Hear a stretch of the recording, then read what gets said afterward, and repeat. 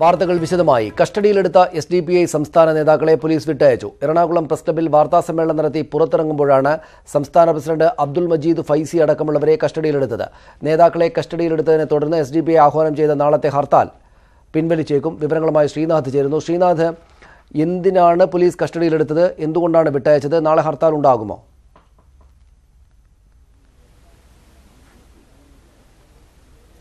സനീഷ്, ഇവരെ കസ്റ്റഡിയിലെടുത്തത് അഭിമന്യു വധക്കേസിലും അതേപോലെ ഹാദിയ കേസിൽ ഹൈക്കോടതിയിലേക്ക് മാർച്ച് നടത്തിയാലും ഇവർക്ക് എന്ത് പങ്കുണ്ട് എന്നറിയാനാണ് ഇവരെ കസ്റ്റഡിയിലെടുത്തത് എന്നാണ് പോലീസ് പറയുന്നത്. ഇവരെ ഏതാണ്ട് 3 മണിക്കൂറോളം പോലീസ് ചോദ്യം ചെയ്തു. ഈ ചോദ്യം ചെയ്തതിൽ നിന്ന് ഇവർക്ക് യാതൊരു പങ്കുമില്ല എന്ന് വ്യക്തമായതിനെ തുടർന്നാണ് ഇവരെ വിട്ടയച്ചത് എന്നാണ് പോലീസ് ഇപ്പോൾ പറയുന്നത്. പിന്നീട് എന്തെങ്കിലും ആവശ്യമുണ്ടെങ്കിൽ വീണ്ടും ഹാജരാകണം എന്നൊരു നിർദ്ദേശവും പോലീസ് ഇവർക്ക് കൊടുത്തിട്ടുണ്ട്. ഏതായാലും ഇപ്പോൾ ഇവരെ വിട്ടയച്ചിരിക്കുന്നു. നേരത്തെ ഹാദിയ കേസിലും അതേപോലെ അഭിമന്യു കേസിലും ഇവർക്ക് പങ്കുണ്ട് എന്ന് ആരോപിച്ചുകൊണ്ടാണ് എറണാകുളം പ്രസ് ക്ലബ്ബിൽ വാർത്താ സമ്മേളനം കഴിഞ്ഞിറങ്ങുമ്പോൾ ഇവരെ പോലീസ് കസ്റ്റഡിയിലെടുക്കുന്നത്. ഏതായാലും ഇപ്പോൾ ഇത് സംബന്ധിച്ച് ഇവർ പ്രഖ്യാപിച്ച ഹർത്താലിന് ഇപ്പോൾ തൽക്കാലം മാറ്റമില്ല. ഇവരിപ്പോൾ അടിയന്തരമായി സംസ്ഥാന എക്സിക്യൂട്ടീവ് ആലുവയിൽ ചേരുകയാണ്.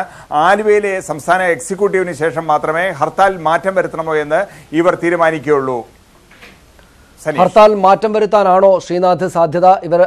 നേരത്തെ ഇവരെല്ലാവരും കസ്റ്റഡിയിലെടുക്കുകയാണ് ചെയ്തത്. ഏതൊക്കെ നേതാക്കളെയാണ് കസ്റ്റഡിയിലെടുത്തത്? അവർ ഒക്കെയാണോ ഇപ്പോൾ യോഗം ചേർന്നുകൊണ്ടിരിക്കുന്നത്?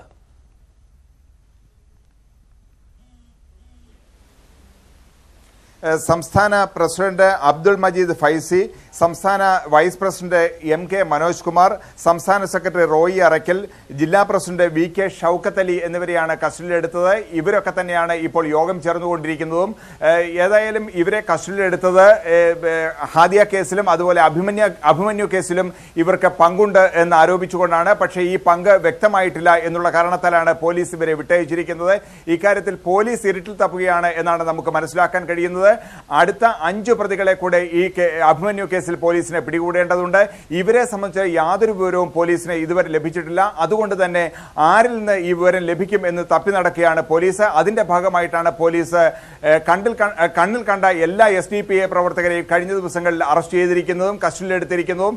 ഇപ്പോൾ ഏതാണ്ട് 150ഓളം SDPI പ്രവർത്തകർ എറണാകുളം ജില്ലയിൽ തന്നെ പോലീസ് കസ്റ്റഡിയിലുണ്ട്. നന്ദി ശ്രീനാഥ് വിവരങ്ങൾക്ക്. മറ്റൊരു വാർത്തയിലേക്ക്. ബലാത്സംഗ കേസിൽ കുറ്റാരോപിതനായ ജലന്ധർ ബിഷപ്പ് ഫ്രാങ്കോ മുളയ്ക്കലിനെതിരെ സഭയ്ക്കുള്ളിൽ പ്രതിഷേധം ശക്തം. ബിഷപ്പിനെ മാറ്റണമെന്നാവശ്യപ്പെട്ട് കന്യാസ്ത്രീകളും വൈദികരും ചേർന്ന് CBCIക്കും ഇന്ത്യയിലെ വത്തിക്കാൻ പ്രതിനിധിക്കും കത്തയച്ചു.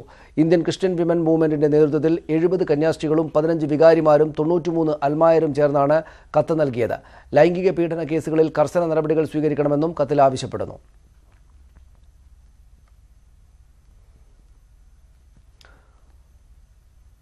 കുമ്പസാര പീഡന കേസിൽ പ്രതികളായ ഓർത്തഡോക്സ് വൈദികരുടെ മുൻകൂർ ജാമ്യാപേക്ഷ സുപ്രീംകോടതി നാളെ പരിഗണിക്കും. മുൻകൂർ ജാമ്യാപേക്ഷ ഇന്ന് പരിഗണിക്കണമെന്ന ആവശ്യം കോടതി തള്ളി. 1-ാം പ്രതി ഫാദർ സോണി വർഗീസ്, 4-ാം പ്രതി ഫാദർ ജെയ്സ് കെ ജോർജ് എന്നിവരാണ് മുൻകൂർ ജാമ്യാപേക്ഷ നൽകിയത്.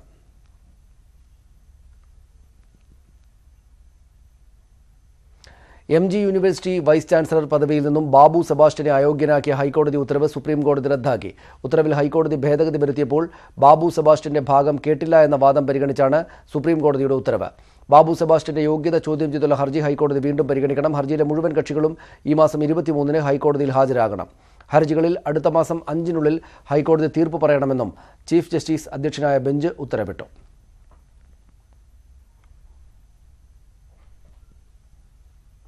തോരാതെ കാലവർഷ ദുരിതം.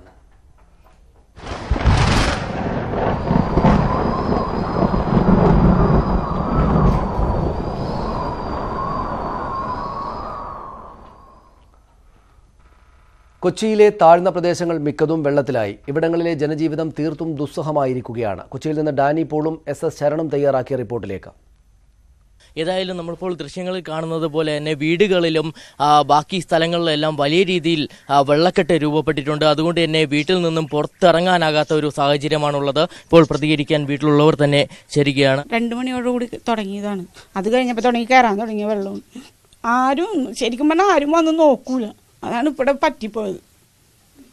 ഇങ്ങനെ ഞങ്ങളിപ്പോൾ ഇല്ലാത്തവരായതുകൊണ്ടല്ലേ ഞങ്ങളിങ്ങനെ ഇട്ട് ദുരിതത്തിലാക്കണം. ഞങ്ങൾക്കില്ല, ഇല്ലായ്മയുള്ള ഇങ്ങനത്തെ ഒരു കുഞ്ഞും കൂടി ഉള്ളത് അറിഞ്ഞുകൊണ്ട് ദൈവം മാത്രം തോന്നും അത്ര. ഞാൻ ഇന്നലെ പൊട്ടിക്കരഞ്ഞതിൻ്റെ ഇന്നിപ്പം ഇവിടെ വന്നേക്കണം. സത്യം പറയാം, രാത്രി ഇരുന്ന് കരഞ്ഞ് പ്രാർത്ഥിക്കുകയായിരുന്നു ഞാൻ ഇവിടെ ഇരുന്ന് ഇതിനകത്ത് കുഞ്ഞിനെ വെച്ചിട്ടിരുന്നു. ഇവിടെ തന്നെ താമസിക്കുന്ന പലരും വീട് വിട്ടു പോയി എന്നുള്ളതാണ് മറ്റൊരു യാഥാർത്ഥ്യം. കനത്ത നാശനഷ്ടമാണ് പലയിടങ്ങളിലും ഉണ്ടായിട്ടുള്ളത്. ഞാനിപ്പോൾ നിൽക്കുന്നത് എറണാകുളം സൗത്ത് റെയിൽവേ സ്റ്റേഷന് ഭാഗത്തുള്ള അതിൻ്റെ പിൻഭാഗത്തുള്ള റോഡിലാണ്. സൗത്ത് റെയിൽവേ സ്റ്റേഷന് ക്വാർട്ടേഴ്സുകളുണ്ട്.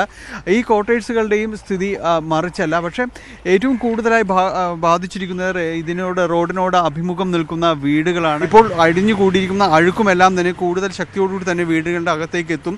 അതുകൊണ്ട് ഇത് ശുചീകരിച്ച് എടുത്തതിന് ശേഷം മാത്രമാണ് ഇവിടേക്ക് താമസം മാറുക എന്നത് മാറ്റാനേ കഴിയുള്ളൂ. അതുകൊണ്ട് തന്നെ ഈ ഒരു അന്തരീക്ഷത്തിലേക്ക് പെട്ടെന്നൊന്നും എത്താൻ, സാധാരണ ഒരു അന്തരീക്ഷത്തിലേക്ക് വീട്ടുകാർക്ക് പെട്ടെന്നൊന്നും തിരിച്ച വീടുകളിലേക്ക് എത്താൻ കഴിയില്ല. നമുക്ക് കാണാൻ കഴിയും ഈ വീടുകളുടെ അകത്തെല്ലാം തന്നെ മഴവെള്ളം കെട്ടി നിൽക്കുകയാണ്. മഴവെള്ളം എന്ന് പറയാൻ കഴിയില്ല.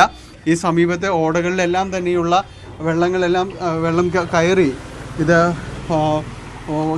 താമസിക്കാൻ പറ്റാത്ത രീതിയിൽ തന്നെ ഏതാണ്ട് ആയിരിക്കുകയാണ്. ഇന്ന് ഭക്ഷണമൊന്നും വെച്ചിട്ടില്ല.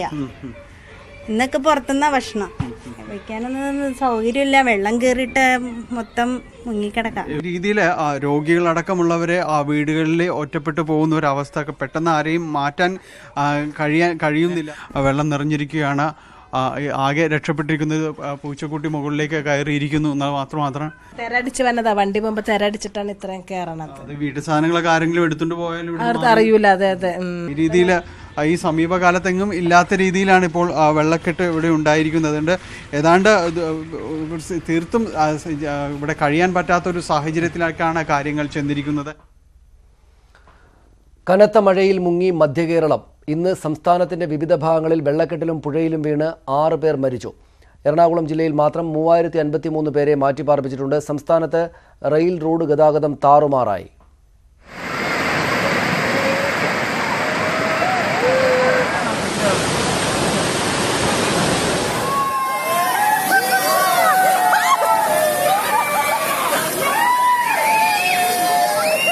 മധ്യകേരളം സമീപ പതിറ്റാണ്ടിൽ കണ്ട ഏറ്റവും ശക്തമായ മഴയിൽ വിറങ്ങലിച്ചു നിൽക്കുകയാണ്. കോട്ടയം, ഇടുക്കി, പത്തനംതിട്ട ജില്ലകളിലാണ് ഇന്നലെയും ഇന്നുമായി മഴ ഏറ്റവും കൂടുതൽ ദുരിതമുണ്ടാക്കിയത്. പാലായിൽ മീനച്ചിലാർ കരകവിഞ്ഞ് നഗരം ഒറ്റപ്പെട്ടു. മേലുകാവിൽ ഉരുൾപൊട്ടലിൽ ഏക്കറുകളോളം കൃഷി ഒലിച്ചുപോയി. കുട്ടനാട്ടിൽ കായലിൽ ജലനിരപ്പ് ഉയർന്നു. ആലപ്പുഴ, കൊല്ലം, തിരുവനന്തപുരം ജില്ലകളിൽ കടലാക്രമണം രൂക്ഷമാണ്. എറണാകുളം ജില്ലയിൽ മാത്രം 29 ദുരിതാശ്വാസ ക്യാമ്പുകളാണ് തുറന്നത്. 930 കുടുംബങ്ങളിലെ 3053 പേരെ മാറ്റിപ്പാർപ്പിച്ചു. ചെല്ലാനം, ഇടവനക്കാട്, വൈപ്പിൻ, പുതുവൈപ്പിൻ, ഫോർട്ട് കൊച്ചി, മട്ടാഞ്ചേരി മേഖലകളിലെല്ലാം വെള്ളം കയറിയിരിക്കുകയാണ്. പെരിയാർ കരകവിഞ്ഞ് ഒഴുകുകയാണ്. ആലുവയുടെ താഴ്ന്ന പ്രദേശങ്ങളെല്ലാം മുങ്ങി. മൂവാറ്റുപുഴയാർ കരകവിഞ്ഞതിനെ തുടർന്ന് നിരവധി വീടുകളിലും സ്ഥാപനങ്ങളിലും വെള്ളം കയറി. തൃശൂരിൽ കനത്ത മഴയിൽ വീട് തകർന്നു വീണു.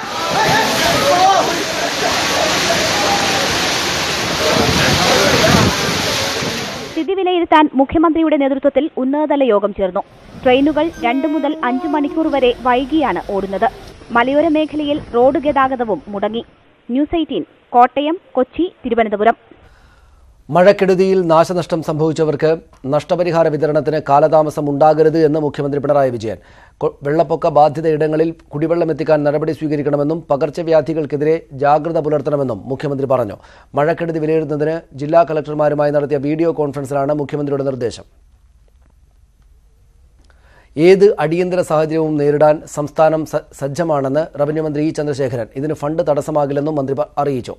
കാലവർഷം ശക്തമായതിനെ തുടർന്നുണ്ടായ സ്ഥിതിഗതികൾ വിലയിരുത്താൻ മുഖ്യമന്ത്രിയുടെ നേതൃത്വത്തിൽ ചേർന്ന ഉന്നതതല യോഗത്തിന് ശേഷമാണ് റവന്യൂ മന്ത്രിയുടെ പ്രതികരണം. ഏതാണ്ട് 8 കോടിയോളം രൂപയുടെ നാശനഷ്ടങ്ങൾ ഈ പറയുന്ന ഒരാഴ്ചക്കാലത്തിനിടയിൽ മാത്രം ഉണ്ടായിട്ടുണ്ട്. ആൾനാശം ഏതാണ്ട് ഇന്നത്തെ കണക്കുകൾ കൂടിയെത്തിയാൽ ഇപ്പോൾ പറയുന്നതനുസരിച്ച് ഒരു 11-ലധികം ആളുകൾ, 11 പേരാണ് ഇപ്പോൾ ഇവിടെ കിട്ടിയിട്ടുള്ള റിപ്പോർട്ട്. അടിയന്തരമായും ക്യാമ്പുകളിൽ താമസിക്കുന്ന ആളുകളുടെ കാര്യത്തിൽ നല്ല ജാഗ്രത ഉണ്ടാകണം എന്ന് നിർദ്ദേശിച്ചിട്ടുണ്ട്. ജാഗ്രത നല്ലതുപോലെ പാലിക്കുകയും ഒരു കാരണവശാലും നമ്മുടെ അശ്രദ്ധ കൊണ്ട് ഒരു അപകടവും വരാത്ത വിധമുള്ള ഒരു മുന്നൊരുക്കം നടത്തണമെന്ന് സർക്കാർ നിർദ്ദേശിക്കുകയും ചെയ്തിരിക്കുകയാണ്. അവരുടെ റിപ്പോർട്ടൊക്കെ ലഭിക്കുന്ന മുറക്ക് അടിയന്തരമായും സാമ്പത്തിക സഹായം ചെയ്യാനുള്ള നടപടി സ്വീകരിക്കണമെന്ന് നിർദ്ദേശിച്ചിരിക്കുകയാണ്. അബുദാബിയിൽ നിന്നുള്ള ബാർജ് ആലപ്പുഴ വണ്ടാനത്ത് കരക്കടിഞ്ഞു. ശക്തമായ കടൽക്ഷോഭത്തിലും കാറ്റിലും പെട്ടാണ് അൽ ഫത്താൻ 10 എന്ന ബാർജ് കരക്കെത്തിയത്. ബാർജിനുള്ളിൽ 2 ജീവനക്കാർ കുടുങ്ങിക്കിടക്കുന്നുവെന്നാണ് പ്രാഥമിക വിവരം. പോലീസും തീരസേനയും അന്വേഷണം തുടങ്ങി. അന്താരാഷ്ട്ര കപ്പൽചാലിന്റെ പരിധി കടന്ന് എത്തിയ ബാർജ് പൂർണ്ണ പരിശോധനകൾക്ക് ശേഷമേ തിരിച്ചയക്കൂ.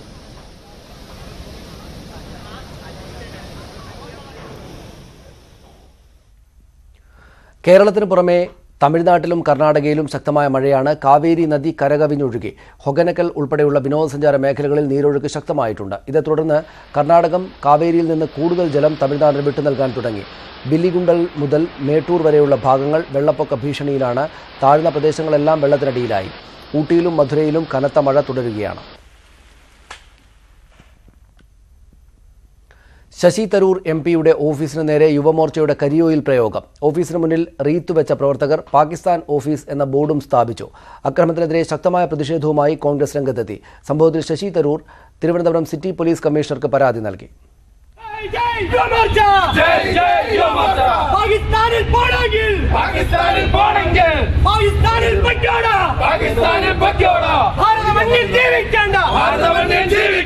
ഉച്ചയ്ക്ക് 2 മണിയോടെ പ്രകടനമായെത്തിയ യുവമോർച്ച പ്രവർത്തകരാണ് തരൂരിന്റെ തിരുവനന്തപുരത്തെ ഓഫീസ് ആക്രമിച്ചത്. വിവാദമായ ഹിന്ദു പാകിസ്ഥാൻ പ്രസ്താവനയിൽ ആയിരുന്നു പ്രതിഷേധം.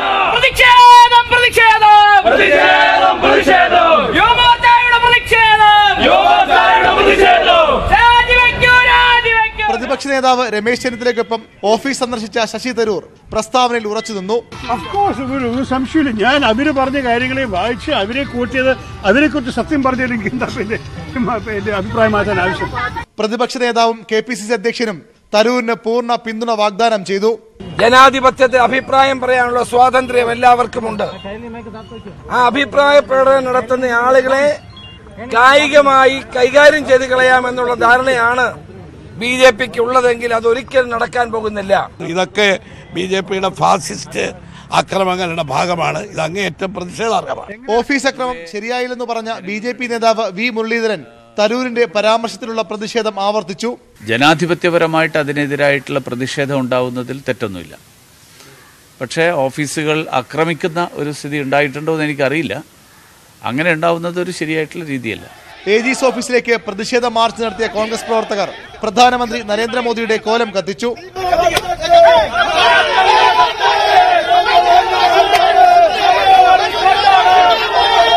ന്യൂസ് 18 തിരുവനന്തപുരം. വാർത്തകൾ തുടരുന്നു. അട്ടപ്പാടി വനത്തിൽ റെയ്ഡ് നടത്തി 5 ഏക്കർ കഞ്ചാവ് തോട്ടം നശിപ്പിച്ചുവെന്ന പോലീസിന്റെ വാദം കള്ളക്കഥ. മേലെ ഭൂതയാറിലെ കുള്ളാട് മലയിൽ അഗളി ASPയും സംഘവും നടത്തിയ റെയ്ഡിൽ 5 ഏക്കർ കഞ്ചാവ് തോട്ടം കണ്ടെത്തി നശിപ്പിച്ചുവെന്നാണ് വ്യാജ പ്രചരണം നടത്തിയത്. News 18 investigation. കഴിഞ്ഞ ദിവസമാണ് അട്ടപ്പാടിയിലെ കുള്ളാട് മലയിൽ നിന്നും 5000 കഞ്ചാവ് ചെടികൾ വെട്ടിനശിപ്പിച്ചതായി അഗളി ASP അറിയിച്ചത്. എന്നാൽ ഇതിനെ ചൊല്ലി വനം വകുപ്പും പോലീസും തമ്മിൽ തർക്കം മുറുകുകയാണ്. ഇത്രയധികം കഞ്ചാവ് വനത്തിൽ ഇല്ല എന്നാണ് വനം വകുപ്പിന്റെ അവകാശവാദം. ന്യൂസ് 18 ഇത് പരിശോധിക്കുന്നു. ജൂലൈ 10-നാണ് അഗളി ASP സുജിത് ദാസും തണ്ടർബോൾട്ടും അട്ടപ്പാടിയിലെ കുള്ളാട് മലയിൽ റെയ്ഡ് നടത്തി 5 ഏക്കർ കഞ്ചാവ് തോട്ടം കണ്ടെത്തി 5000 കഞ്ചാവ് ചെടികൾ നശിപ്പിച്ചുവെന്ന് ജില്ലാ പോലീസ് മേധാവിയെയും മാധ്യമങ്ങളെയും അറിയിച്ചത്. കുറച്ച് കഞ്ചാവ് ചെടികൾ പിടിച്ചു നിൽക്കുന്ന ചിത്രവും ഇവർ പുറത്തുവിട്ടു. എന്നാൽ വനം വകുപ്പ് ASPയുടെ വാദം തെറ്റാണെന്നും 5 ഏക്കർ കഞ്ചാവ് തോട്ടം എന്നത് വ്യാജ സൃഷ്ടിയാണെന്നും സർക്കാരിന് റിപ്പോർട്ട് നൽകി.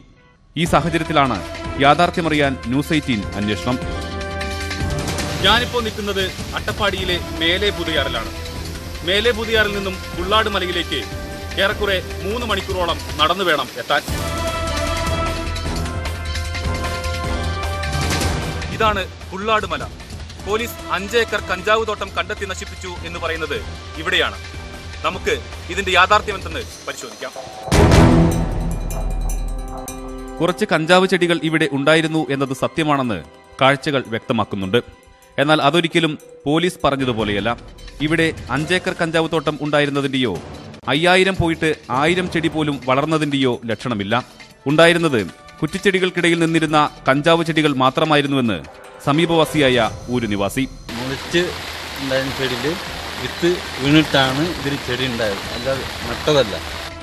റെയ്ഡിൽ കണ്ടെത്തി നശിപ്പിച്ചത് 100ഓളം കഞ്ചാവ് ചെടികളാണ് എന്നത് വ്യക്തം. അതാണ് കണക്ക് പെരിപ്പിച്ച് 5 ഏക്കർ തോട്ടവും 5000 കഞ്ചാവ് ചെടികളുമായി മാറിയത്. 5 ഏക്കർ കഞ്ചാവ് തോട്ടം നശിപ്പിച്ചു എന്ന് പറഞ്ഞപ്പോൾ മനസ്സറിഞ്ഞ് അഭിനന്ദിച്ചവരാണ് നാട്ടുകാരും സർക്കാരുമെല്ലാം. എന്നാൽ ഇവിടെ എത്തുന്ന ആർക്കും മനസ്സിലാകും അതൊരു കളവായിരുന്നുവെന്ന്. കുള്ളാടുമലയിൽ നിന്നും ക്യാമറാമാൻ KM പ്രയുത്തിനൊപ്പം പ്രസാദ് ഉടുമ്പിശ്ശേരി, ന്യൂസ് 18. യൂത്ത് കോൺഗ്രസ് പ്രവർത്തകൻ ഷുഹൈബിന്റെ കൊലപാതകത്തിൽ കുറ്റപത്രം സമർപ്പിച്ചു. Kannur Edayannur local committee secretary Prashant ഉൾപ്പെടെ 6 CPM പ്രവർത്തകർ കേസിൽ പ്രതികളാണ്.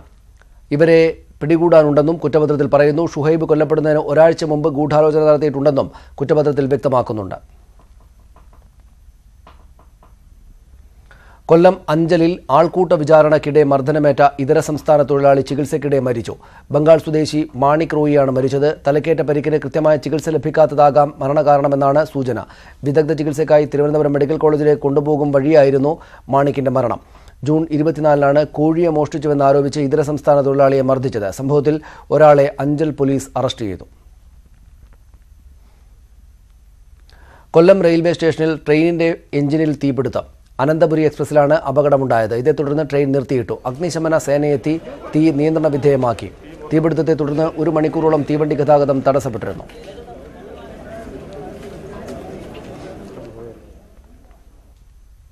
കോൺഗ്രസ് മുസ്ലിങ്ങളുടെ പാർട്ടിയാണെന്ന് രാഹുൽ ഗാന്ധി പറഞ്ഞതായുള്ള ഉറുദു ദിനപത്രത്തിന്റെ റിപ്പോർട്ട് രാഷ്ട്രീയ ആയുധമാക്കി BJP. കോൺഗ്രസ് മുസ്ലിങ്ങൾക്ക് വേണ്ടിയുള്ള പാർട്ടി ആയതുകൊണ്ടാണ് കേരളത്തിൽ രാമായണ മാസാചരണം ഒഴിവാക്കിയത് എന്ന് കേന്ദ്രമന്ത്രി പ്രകാശ് ജാവദേക്കർ ആരോപിച്ചു. വിഷയത്തിൽ കോൺഗ്രസ് അധ്യക്ഷൻ മൗനം വെടിയണം എന്ന് BJP ആവശ്യപ്പെട്ടു. ലോക്സഭാ തെരഞ്ഞെടുപ്പ് മുന്നൊരുക്കത്തിന്റെ ഭാഗമായി കോൺഗ്രസ് അധ്യക്ഷൻ രാഹുൽ ഗാന്ധി മുസ്ലിം സമുദായത്തിൽ നിന്നുള്ള പണ്ഡിതരുമായി ചർച്ച നടത്തിയിരുന്നു. കൂടിക്കാഴ്ചയിൽ കോൺഗ്രസ് മുസ്ലിങ്ങളുടെ പാർട്ടിയാണെന്ന് രാഹുൽ പറഞ്ഞതായി ഒരു ഉറുദു പത്രം റിപ്പോർട്ട് ചെയ്തിരുന്നു. രാഹുൽ പറഞ്ഞത് ശരിയാണെന്ന് കോൺഗ്രസ് ന്യൂനപക്ഷ സെൽ അധ്യക്ഷൻ നദീം ജാവേദും ആവർത്തിച്ചു. ഇതാണ് BJP ആയുധമാക്കിയിരിക്കുന്നത്. പ്രധാനമന്ത്രി നരേന്ദ്രമോദിക്ക് പിന്നാലെ വിഷയമേറ്റെടുത്ത BJP കോൺഗ്രസ് മുസ്ലിങ്ങൾക്ക് വേണ്ടിയുള്ള പാർട്ടിയാണെന്ന് ആരോപിച്ചു. അതിനാലാണ് കേരളത്തിൽ രാമായണ മാസാചരണം മാറ്റിവെച്ചത്. കോൺഗ്രസിന്റെ പ്രീണന നയം രാജ്യത്തെ വലിയ രീതിയിൽ ബാധിച്ചെന്ന് കേന്ദ്രമന്ത്രി Prakash Javadekar. That Rahul Gandhi has not said this is BJP's false propaganda. This is what has been published in an Urdu Inqilab. What Rahul ji has said, and he said it. Though Congress is denying, Congress minority cell chief has clarified neither Rahul Gandhi has spoken untruth.